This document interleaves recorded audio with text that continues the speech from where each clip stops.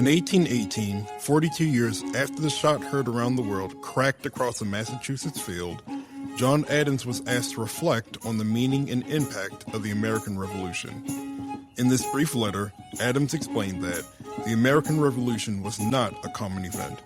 Its effects and consequences have already been over a great part of the globe. And when and where are they to cease? But what do we mean by the American Revolution? Do we mean the American War?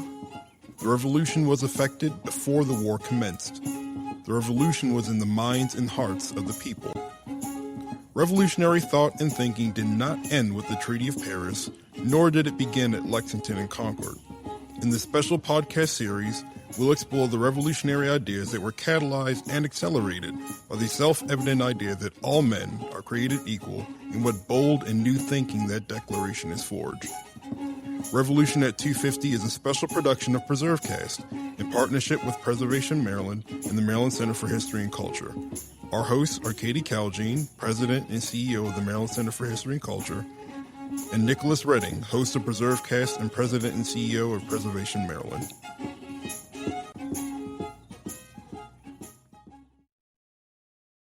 Welcome to today's episode of Revolution at 250. I'm Katie Caljean here with co-host Nick Redding. We're thrilled to be joined by Anjela Barnes, Executive Director of the Accokeek Foundation at Piscataway Park. Anjela is a passionate steward of traditional homelands of the Piscataway people, guiding visitors to see the park not just as a natural landscape, but as a living place of Indigenous history, activism, and resilience. Since joining the Accokeek Foundation in 2009, Anjela has held many leadership roles, and now, as Executive Director, she continues to champion the park's mission of community engagement, environmental stewardship, and collaborative action. Her work shines a light on Piscataway Park's pivotal role in the American Indian movement and his legacy of revolutionary ideas about Indigenous sovereignty, land, and community power right here in Maryland. Today, we'll dive into the history and ongoing impact of this remarkable place, from the activism of the 1960s and 70s to the legacy of leaders like Turkey Tayac, and explore how the ideas born here continue to shape the park and our understanding of Indigenous presence today. Anjela, thanks so much for joining us. Let's get started by talking a little bit about yourself and your role at the Accokeek Foundation. Yeah, thank you. It's such an honor to be with you both today. I'm a lifelong Southern Marylander. I grew up on my family's farm along the Mattawoman Creek, which is a tributary of the Potomac River. And I've been with the foundation for 17 years now, almost, and I've served in many roles since that time, and before becoming the executive director in 2023. I'm also a citizen of the Piscataway Conoy tribe, and a mom of two young adults. So I have lots of hats that I wear outside of my work at the park. I'm an avid explorer, adventurer, naturalist. I love national parks, hiking trails, kayaking along our waterways, and teaching the next generation about the importance of our region. So, Anjela, it's great to have you here, and you have so many different roles and have had so many different experiences. For this podcast, Revolution at 250, we've been talking about this idea of revolutionary ideas, and we've been talking about it through the lens of different individuals, different moments in history, and how the revolution continues to reverberate throughout all aspects of American life. What do you think revolutionary ideas for this podcast, what does that mean in the context of Piscataway Park? Yeah, when I think about revolutionary ideas at Piscataway Park, I think about how boldly different its creation was, and how ahead of its time it still feels.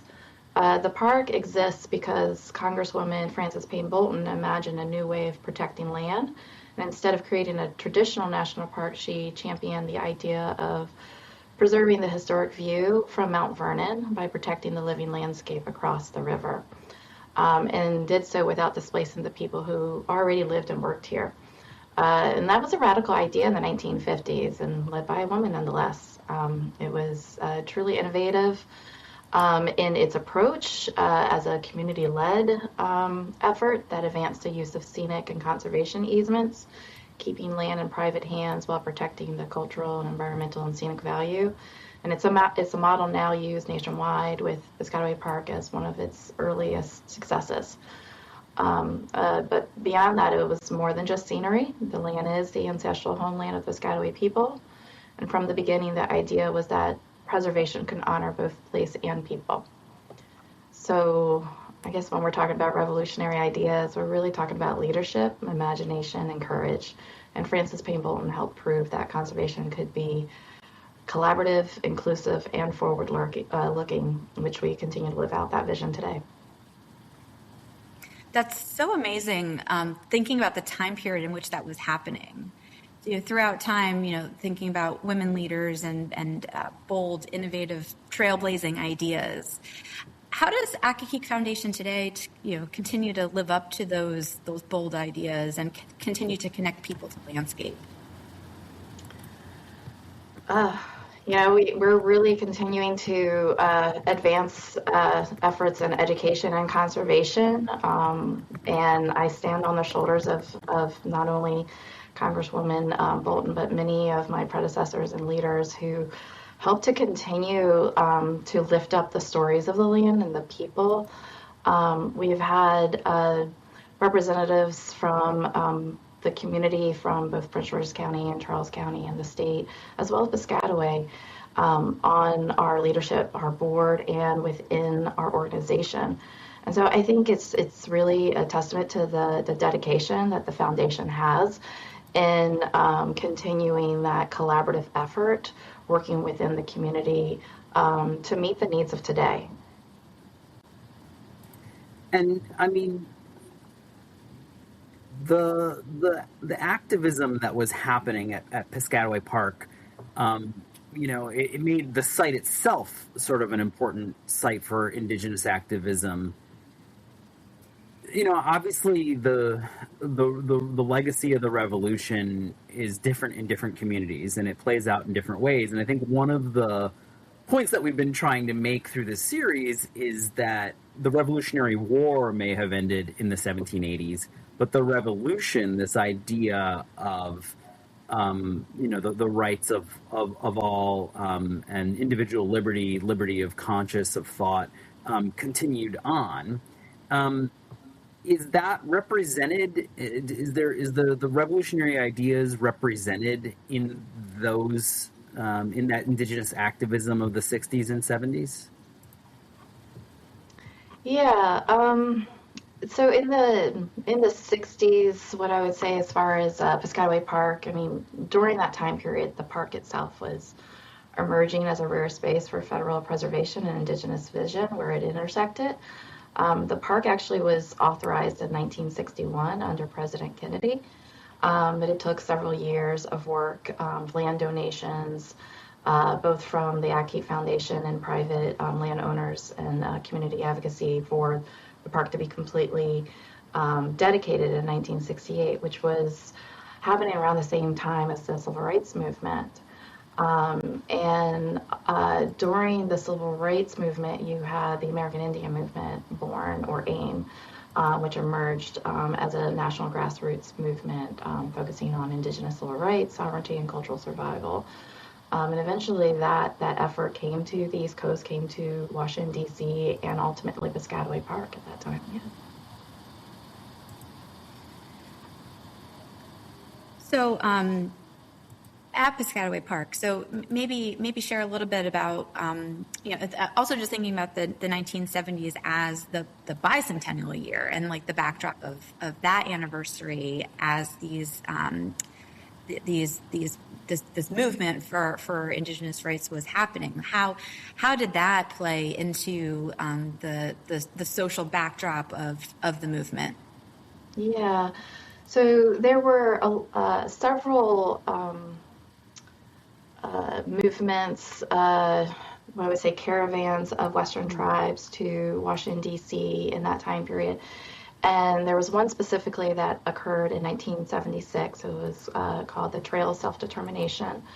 And it challenged the idea that Native people still existed, especially here on the East Coast.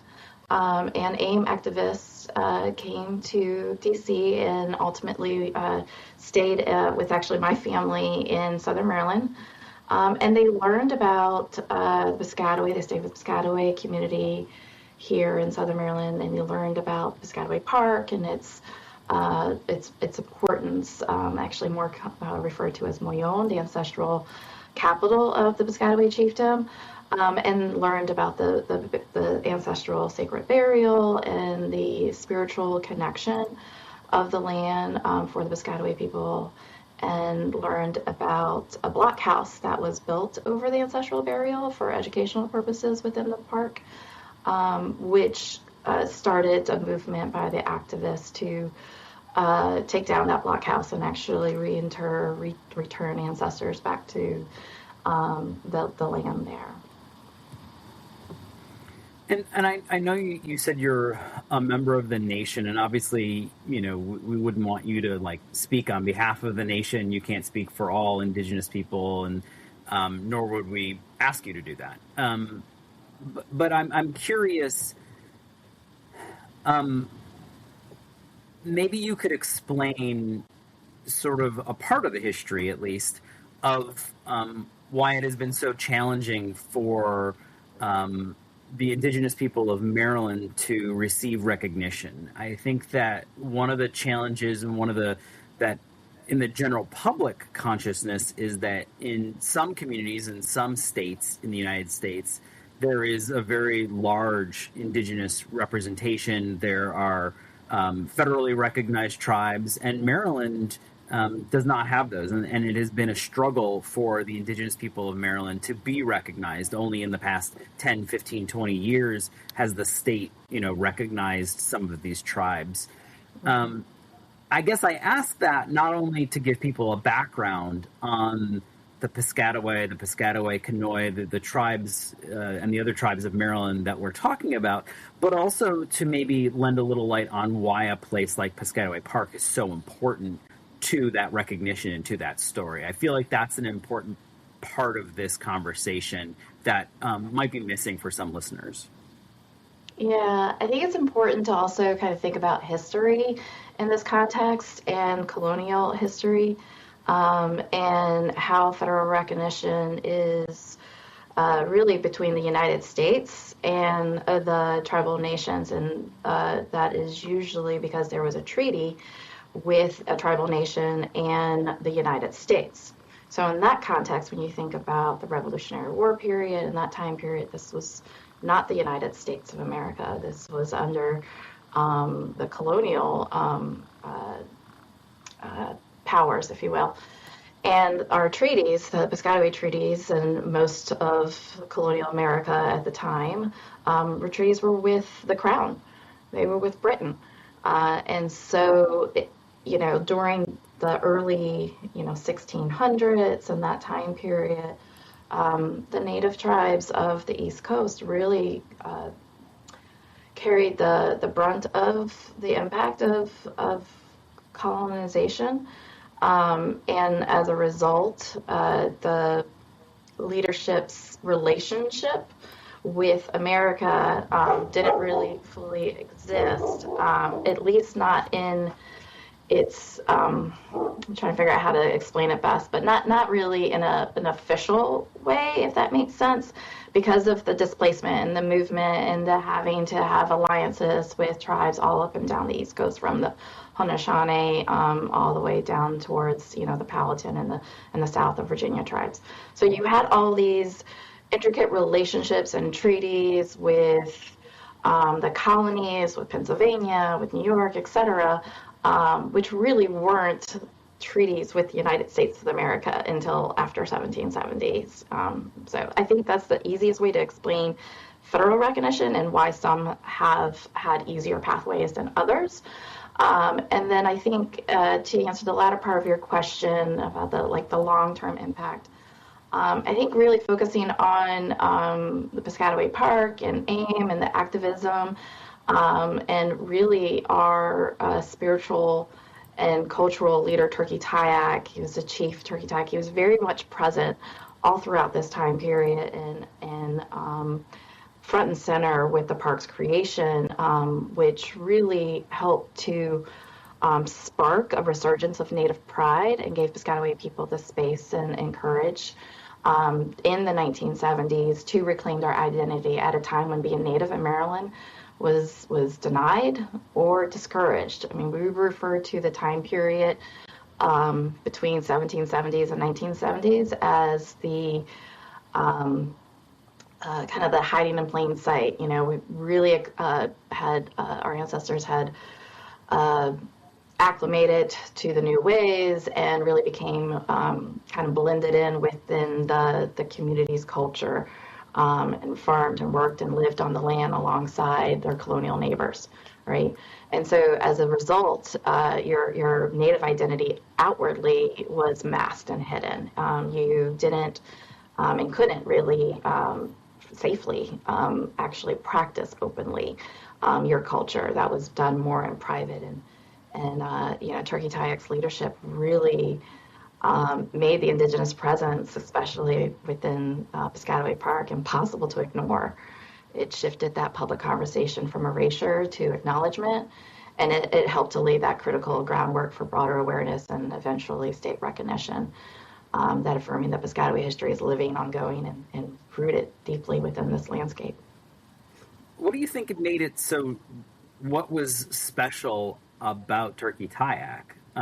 You know, I mean, what comes along in the is it, I mean, obviously he's a special person, but is it that he was the right person at the right moment at the right time to bring that message, or did he kind of come at it from a different perspective than others had before? Well, Turkey Tayac was among one of the remaining language bearers, culture bearers. He was a medicine man. He was born in the late 1800s, so, you know, he remembered the ways. And he was a staunch advocate for, you know, you continuing your spiritual and cultural practices, and actually, you know, help to carry on that culture throughout generations. It's hard for me to say because I was born in the mid 1970s, so I never had the pleasure to meet him myself. But he was a good friend of my family's, and you know, it just, you know, his presence, I think, just kind of carries on as an advocate for Native culture, Native pride, and Native identity. And it was very outspoken about that. And you know, you kind of look at the pictures of the park's dedication, and he's wearing the headdress, and, you know, standing next to Congresswoman, you know, Bolton and the Secretary of Interior. I mean, that picture alone is profound, and it says something if you kind of read into it a little bit more. Yeah, and from the times that I've visited, it seems that his presence is still felt there, and he is referenced often. He is not forgotten to history. He is a character that continues to be part of the central narrative, and his spirit is there, right? He is buried at Piscataway Park. Can you talk a little bit about that journey? I know that was not the simplest of acts to achieve. Yeah, Turkey understood early that creating a national park would do more than, you know, protecting the landscape and the scenery. He saw it as a way to safeguard the ancestral lands and the burial grounds and ensuring continued spiritual access for our people. Mm-hmm. You know, it was more of a handshake deal and an understanding. He still spoke our language, but I don't believe he kind of read or wrote very much. So in the creation of the park with the then Secretary of Interior, Uda, it was under the agreement that he would be buried along with the ancestors, which didn't occur until 1978, I believe. Mm-hmm. It was. And so I think that effort in itself took an actual act of Congress. Mm-hmm. To be buried within the park, because the park was in existence in the 1970s at that time. And, because there wasn't like a written agreement or anything like that, it did take a lot of advocacy by the family and by the community to honor his that commitment that was verbally made, right? And I say in our culture, your word is every bit as good as what is written down. And I think that that's one of the challenges with documenting histories and things of that nature is who wrote it down is the one whose perspective that history is known as, right? And I'm really grateful for, oral traditions that are passed down, these stories. And, we may all remember the stories a little differently and, depending on our perspective and our lived experiences. But one of the things that I really enjoy about my work is being able to talk with elders and those who remember those stories. And, it's kind of like that phone game, gets passed down from generation to generation. And the details might be a little different each and every time you hear it, but really the base of the story is the same. And the base of the story of Turkey's legacy and his commitment has been, not just Piscataway Park and Moyon, but all throughout Maryland and Southern Maryland, just really reclaiming these spaces along the waterways, along our ancestral villages, which just dappled all throughout the Chesapeake region. Our traditional homeland is west of the Chesapeake, all the way to the foothills of the mountain ranges. So you have a lot of our landscapes that are, kind of at risk to being lost or forgotten, especially with things like erosion along the waterways. So there's so many throughout our region who remember him and share these stories. And I think that's just really important that we keep speaking these truths. I think, one of the things for me that's so interesting about Piscataway Park is that it's like the ultimate layered history site, right? Like there's layer upon layer upon layer of stories and histories and people intersecting. I mean, you have the history of the preservation of the park.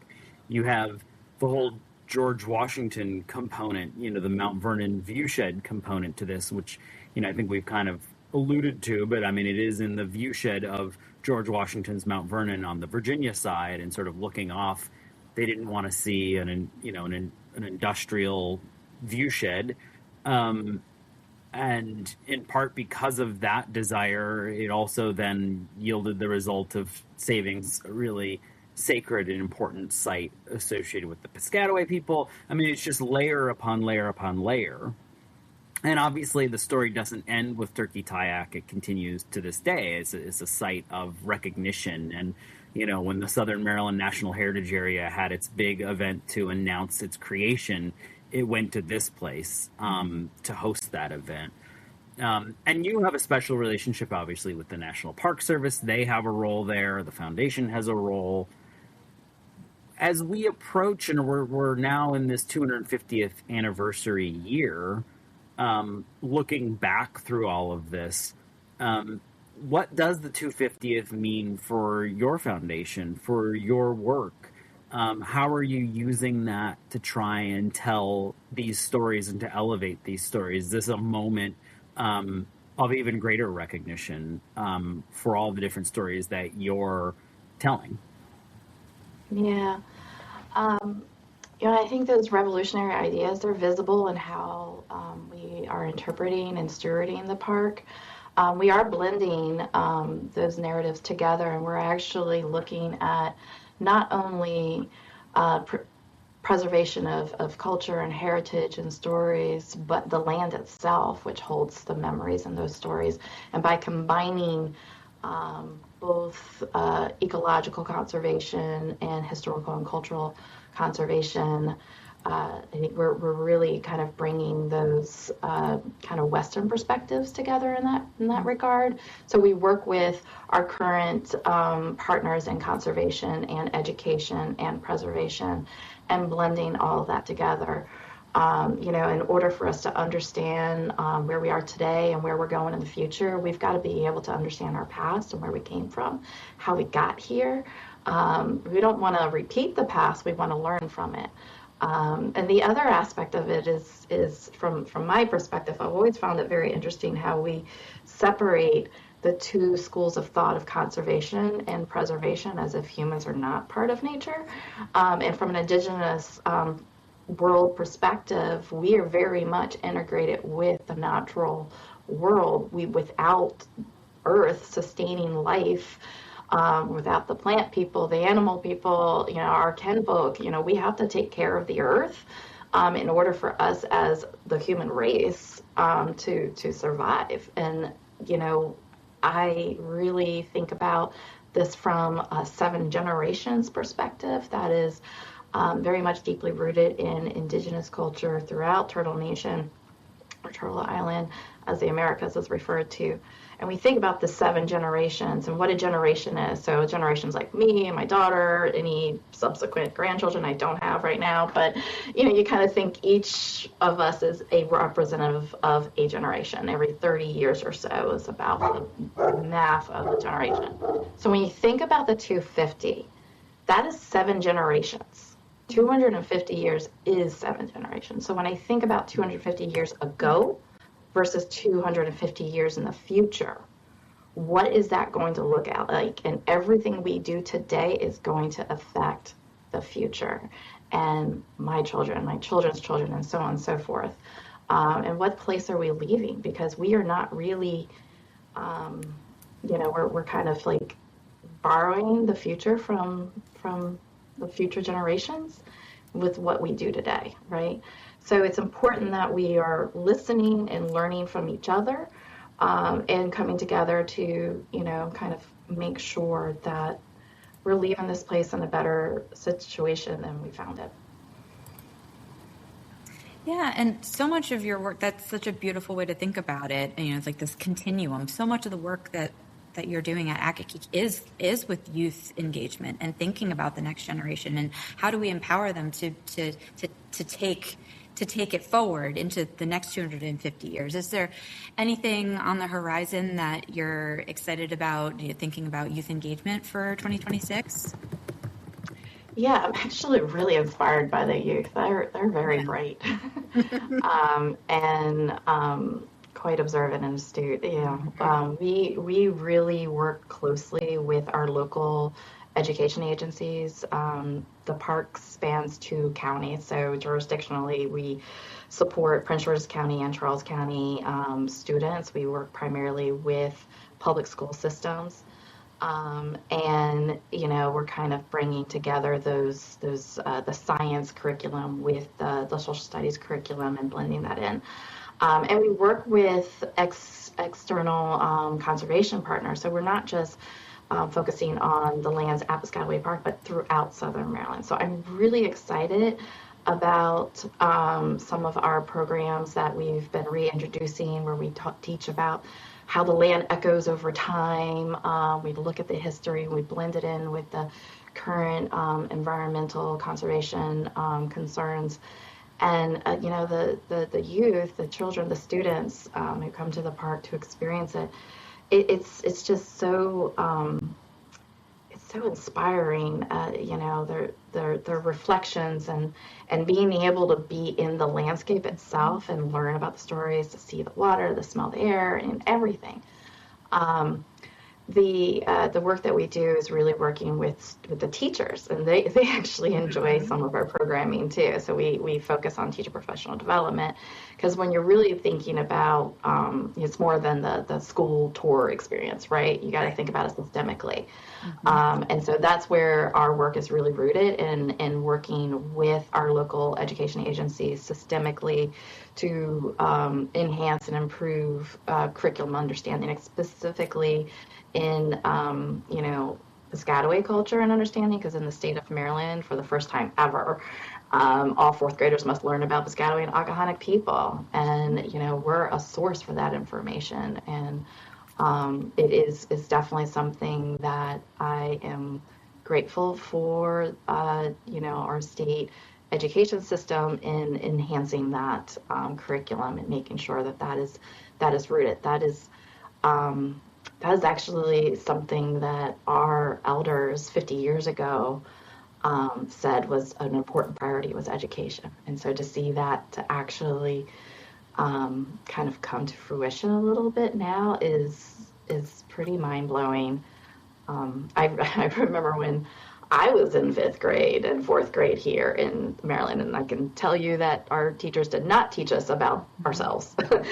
In fact, we were always asked to come and do in-classroom supports and stuff. And I remember my son when he was in fourth grade and he had a school project to research a native tribe and give a presentation on how they lived and what they wore and what they ate and et cetera, everything in the past tense. And he came home and he said, Mom, I picked Piscataway because that's what we are. And this is what we have to do. And I said, oh, we're going to do this differently. So I just go through the family album and show them how we live, how we eat, everything in the present tense. So, to see that move from a family effort to kind of more of a collaborative effort is really, really amazing.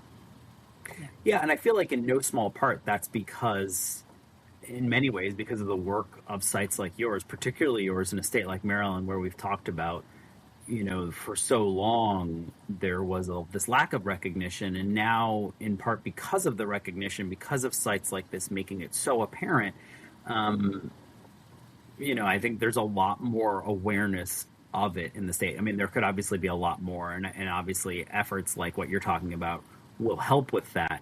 But for many Marylanders, going to Piscataway may be their first introduction to the Indigenous story of Maryland. So, I mean, in that sense, it's there are these certain like gateway sites to different parts of history, and so you sort of feel, when you work at those, having worked at one before, you sort of feel responsible for telling like the whole story. Like we may only be able to capture them once.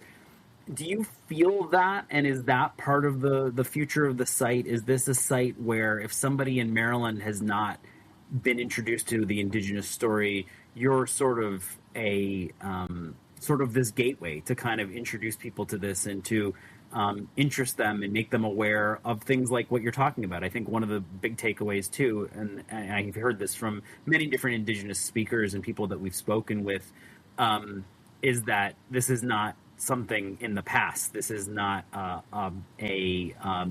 you don't talk about this as if the Piscataway once did something. It's what the Piscataway do today. But those sorts of ideas in conveying that, do you have a sense of responsibility of being sort of that vanguard for these stories for people in Maryland and beyond? Yeah, absolutely. I think it's important to kind of think about geographically where we're located. We're just 20 miles south from Washington, D.C. And so we're a national park. So as a national park, you get a lot of recognition from visitors from all over the world, really. And as you're coming into the southern Maryland region, being in the southern portion of Prince George's County, we are that first stop as you're coming from the Beltway down Route 210, right? So being able to serve as a place where visitors can get just a sampling of the breadth of Southern Maryland's culture, its history, and to be able to see where else can I go when I'm here visiting, right? We are that gateway. We are the gateway as you're leaving Prince George's County, going into the three more southern parts of Maryland. But we're also like in the National Capital Region within the Park Service, which, we're the only place that centers fully Indigenous culture and presence, education and learning, that is blended. There are this layered histories. And by partnering with the Indigenous community, we're able to tell fuller truths about the land, and so that the park can continue to serve as a place of remembrance, education, and continuing that cultural continuity for visitors within the Washington, D.C. area. Yeah.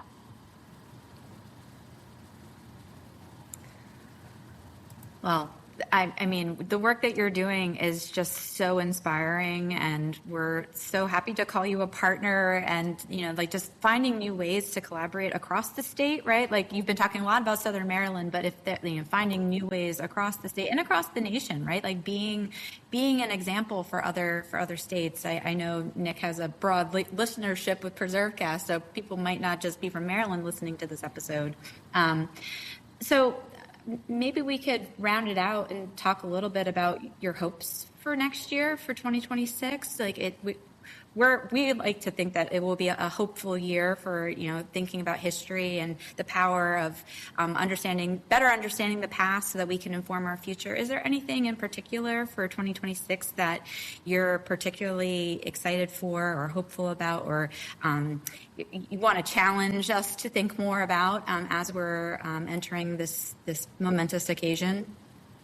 Yeah, I think broadly, I hope people, when they visit Piscataway Park, that they leave with an understanding, or even after listening to this podcast, they leave with that understanding that history is not settled, it's living. And the stories and the places that are preserved teaches us that the land holds memory. Justice requires truth and understanding, and Indigenous presence has never disappeared. Mm-hmm. As we look ahead, I think the story that we're unfolding invites visitors to not just see the park as a beautiful place, but as a space that's been shaped by courage, resilience, and revolutionary ideas that matter today. I think that's a great place to leave the conversation, a great kind of capstone to that. And we'll make sure that there's links in the show notes here as a part of Revolution at 250, so people can learn more about visiting the site and all the 250 content that I'm sure the site will be bringing to the public over the coming months. Lots of different opportunities to engage, and always a good reason to go and visit Piscataway Park. There's always something new to see there.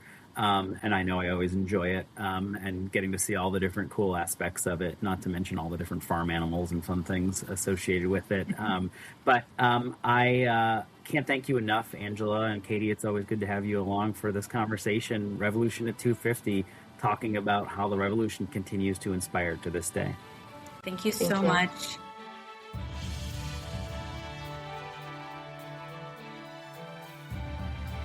Thanks for listening to PreserveCast. To dig deeper into this episode's story, head over to preservecast.org for show notes and our collection of previous episodes. Don't forget to engage with this podcast by subscribing, commenting, and leaving a review. Follow along on Instagram, Twitter, and Facebook at PreserveCast for even more. PreserveCast is currently recorded in Walkersville, Maryland, and sponsored by the 1772 Foundation, and powered by Preservation Maryland. Thanks for listening, and keep on preserving.